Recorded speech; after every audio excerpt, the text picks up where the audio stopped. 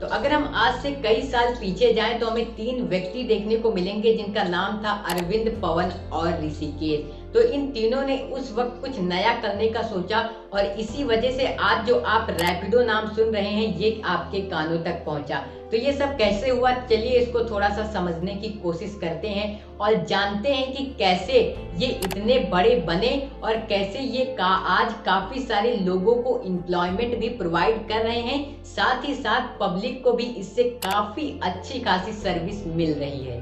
इन्होंने अपनी ऐप भी लॉन्च की जिसका नाम था रैपिडो और इनकी ऐप का जो डिजाइन था वो ऑलमोस्ट सिमिलर था जैसा ओला और उबर का था। पर शुरुआती दौर में इन्हें काफी सारी मुश्किलों का सामना करना पड़ा।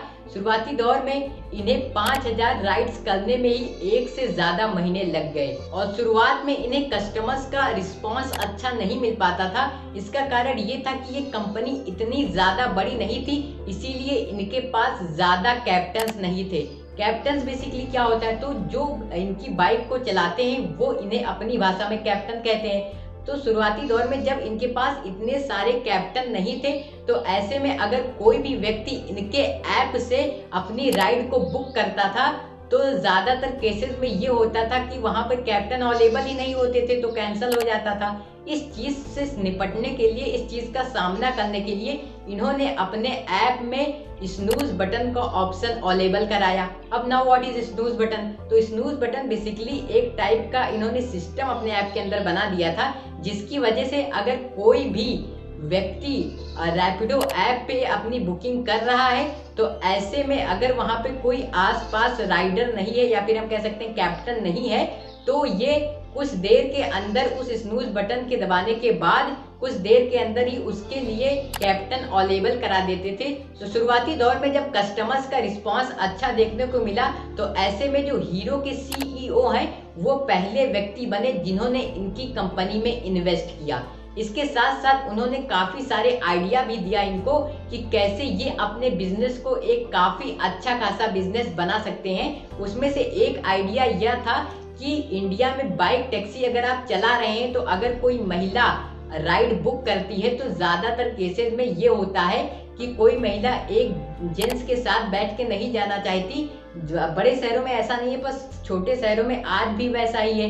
इसीलिए उन्होंने ये आइडिया दिया कि क्यों ना वुमेन्स को भी इस चीज में इंक्लूड किया जाए, यानी कि ऐसा नहीं है कि सिर्फ कैप्टन लड़के ही बन सकते हैं, लड़कियां भी कैप्टन की जॉब करके यानी रैपिडो राइडर बन के एक काफी अच्छी खासी इनकम कर सकती हैं और इससे इनका बिजनेस भी काफी अच्छा खासा बन सकता है।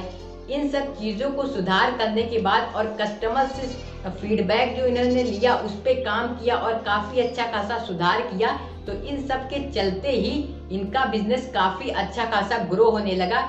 लेकिन यहाँ पर एक और प्रॉब्लम आ गई। वो प्रॉब्लम क्या थी कि शुरुआती दौर में जब इनका बिजनेस अच्छा खासा बढ़ने लगा तब मद्रास कोर्ट ने इनकी टैक्सी पे यानी इनकी जो बाइक टैक्सी थी इस पे बैन लगा दिया, क्योंकि इससे पहले बाइक टैक्सी कहीं नहीं चलाई जाती थी।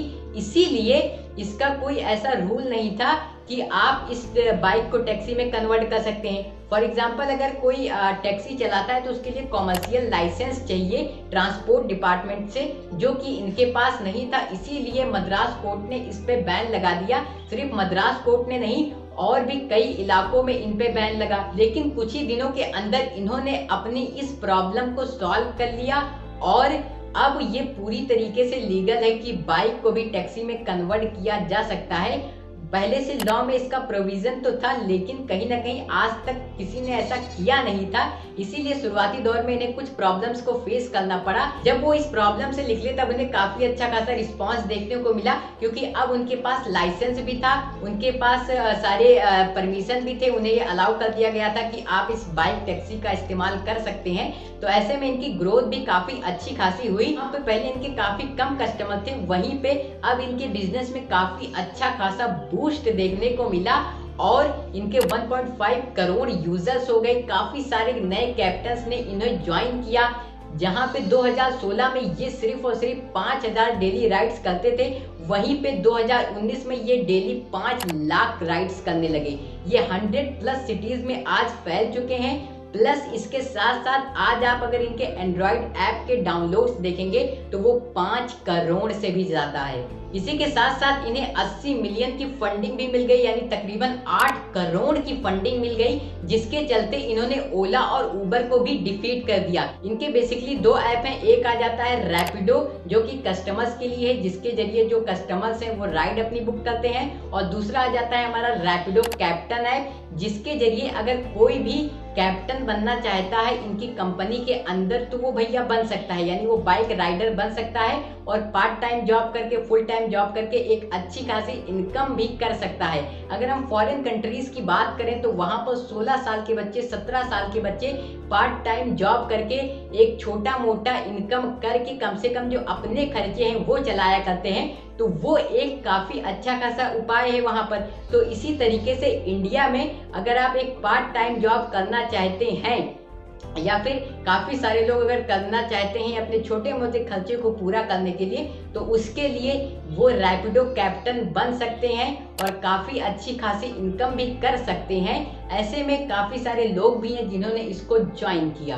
अब अगर हम इसे समराइज करें तो यहाँ पर ये निकल के आता है कि इन्होंने कस्टमर फीडबैक पे काफी ज्यादा ध्यान दिया, इसीलिए इनकी ग्रोथ इतनी ज्यादा तेज हुई। इसके साथ साथ इन्होंने कुछ और चीजों भी काफी ज्यादा ध्यान दिया। आज भी वो इस बात का काफी ज्यादा ध्यान रखते हैं कि जो कैप्टन है वो जो कस्टमर है उसके साथ मिसबिहेव ना करे, जो उसकी स्पीड है उसकी भी लिमिट होनी चाहिए। तो इन सारी चीज़ों का ध्यान रखते हैं, सेफ्टी का ध्यान रखते हैं, इसी के चलते ये आज इतने पॉपुलर बन पाए हैं। बहरहाल आपको वीडियो कैसी लगी इसके बारे में ज़रूर बताइएगा। तब तक के लिए जय हिंद, जय भारत।